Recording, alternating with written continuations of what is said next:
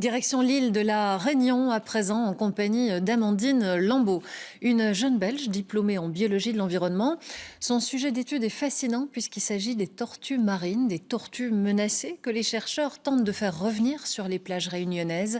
C'est un reportage signé Anna Bélissens.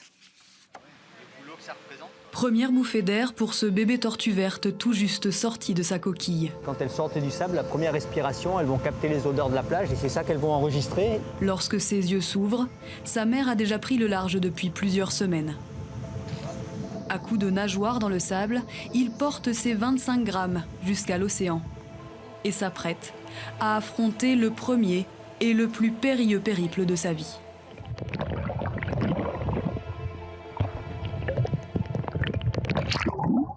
Amandine Lambeau a quitté le Brabant wallon pour 4 mois de stage dans l'hémisphère sud. La biologiste a eu du flair.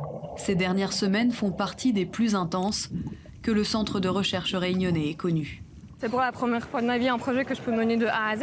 On n'a pas tous les jours l'occasion d'aller sur une île comme ça. Et puis de pouvoir aller sur le terrain aussi souvent. Donc quand on parcourt une zone, on essaie de passer systématiquement sur les zones d'herbiers.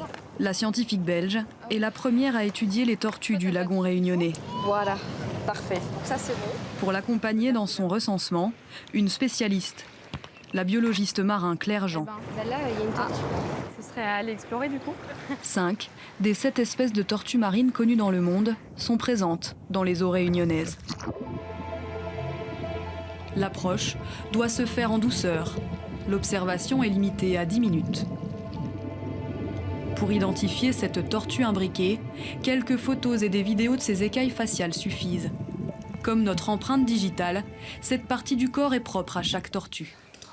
On rentre ça dans le logiciel, on fait un code des écailles qui est unique et qui est un peu comme les empreintes digitales des humains en fait. On va voir quelle tortue c'est. Ici donc c'est Maïtis. Normalement, il y a 2 nouvelles tortues que j'ai rentrées dans le logiciel, mais qu'on ne connaîtrait apparemment pas. Donc, ce qui est plutôt chouette, parce que ça veut dire qu'on a de nouvelles arrivantes. Une nouvelle, d'autant plus réjouissante que l'espèce imbriquée est classée en danger critique d'extinction. Elle a perdu plus de 80% de sa population en un siècle. Ah, ça y est Claire, il y en a quelques-unes. La recherche réunionnaise sur les tortues marines fait aujourd'hui office de référence. Car ici, le suivi démarre dès la naissance. Ça permet vraiment de retracer l'histoire des tortues et leur migration. Savoir où elles vont, ce qu'elles font et d'où elles viennent.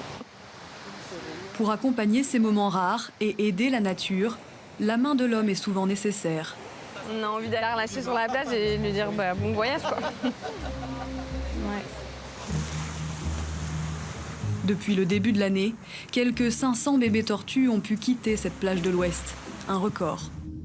Mais une fois en mer, seule une petite tortue sur 100 atteint l'âge adulte, pour peut-être un jour revenir pondre ici, sur le sable qu'il a vu naître.